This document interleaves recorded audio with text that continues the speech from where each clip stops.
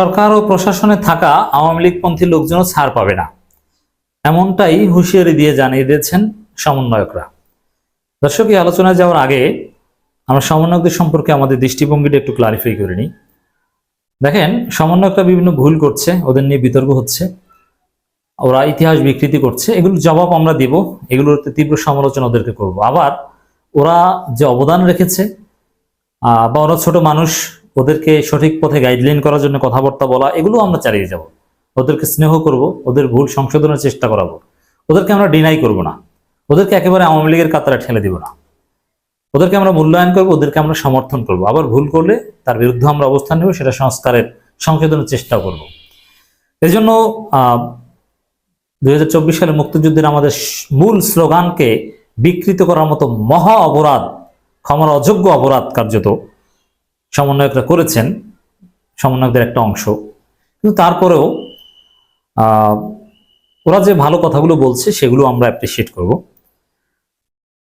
শারজিস আলম একটা কথা বলেছেন, হত্যাকাণ্ডে জড়িত আইনশৃঙ্খলা বাহিনীর সদস্যদের বিচার করতে হবে এবং তাদেরকে বিচার করা হবে, তারাও ছাড় পাবে না। কথাটা এরকমই। তো ওরা যদি কোনো একটা বিষয়ে হাত দেয়, যাদের বিচারের দাবি করবে এই সরকারের কাছে, অ্যাটলিস্ট ডক্টর ইউনূস যতদিন ক্ষমতায় আছে, সেটা বাস্তবায়ন হবে। অতএব এই যে পুলিশের চাকরি বা প্রশাসনে যারা গণহত্যার সহযোগী ছিলেন, অতএব মানে এক কথায় গণহত্যার সহযোগী কারা ছিল? আওয়ামী লীগপন্থীরা। আওয়ামী লীগপন্থী ছাড়া অন্য কেউ তো সরাসরি গণহত্যা অংশগ্রহণ করার কথা নয়। আর বেশিরভাগই ছিল গণহত্যাকারী সহযোগী বা আওয়ামী লীগপন্থী, খুব কম ছিল নিরপেক্ষ কিংবা ভালো। অতএব বেশিরভাগ সরকারের ভিতরে থাকা বা সরকারি চাকরিজীবীদের বিচার হবে, এমনকি পুলিশের চাকরিতে যারা জয়েন করেছে তাদেরকেও অনেককে জেলে যেতে হবে। এই বিষয়টা পুলিশকে আমরা ক্ষমা করব না, এত সহজ নয়। দর্শক, শুধু এটা না, আওয়ামী লীগপন্থী যারা বিভিন্ন জায়গায় চাকরি করে এদের তালিকা হচ্ছে, বিশেষ করে বিভিন্ন বিশ্ববিদ্যালয়ে, এমনকি শিক্ষক হিসাবে যারা নিয়োগ পেয়েছে দলীয় বিবেচনায়, এদেরও তালিকা হবে। শিক্ষার্থীরা তালিকা করছে, এই তালিকাগুলো পরবর্তীতে সরকারিভাবে এগুলো নিয়ে কাজ করা হবে। এর মানে তারা ছাড় পাবে না, ছাড় দেওয়া হবে না, এটাই সমন্বয়কদের বক্তব্য।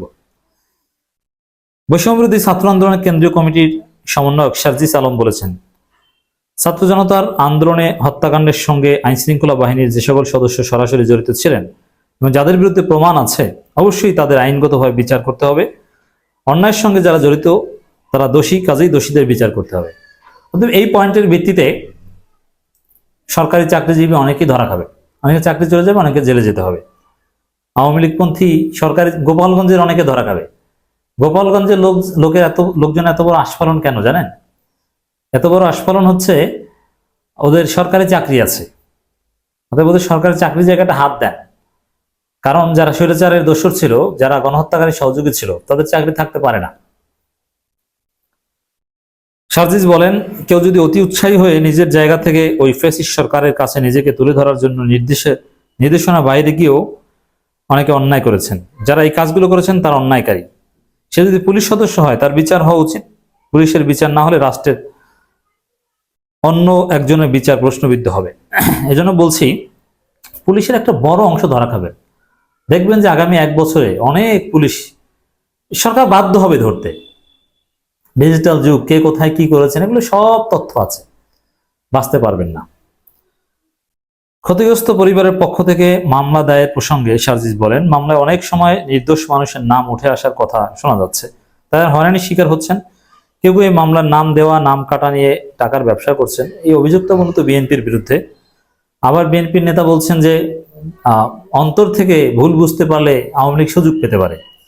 তাহলে অন্তর থেকে ভুল বুঝতে পারলে আওয়ামী লীগের নাম, অপরাধীর নাম মামলার থেকে কাটাও যেতে পারে। অতএব এই কাজ বিএনপি করছে। আপনারা শুধু এটুকু খেয়াল রাখবেন, আপনাদের যে ভাইরা দেশের জন্য জীবন দিয়েছে তাদের নামটির জন্য এইভাবে অপব্যবহার না করা হয়। আরো নানান বিষয়ে কথা বলেছেন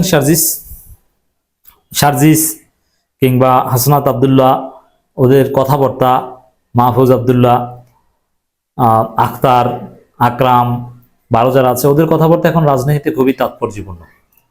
কারণ ওরা একটা নতুন চিন্তাভাবনা নিয়ে কাজ করছে, কথাবার্তা বলছে। ওরা স্পষ্টত নির্বাচনে যাচ্ছে, নির্বাচন করতে যাচ্ছে, রাজনীতি করতে যাচ্ছে, সামনে নির্বাচনে প্রতিদ্বন্দ্বিতা করবে।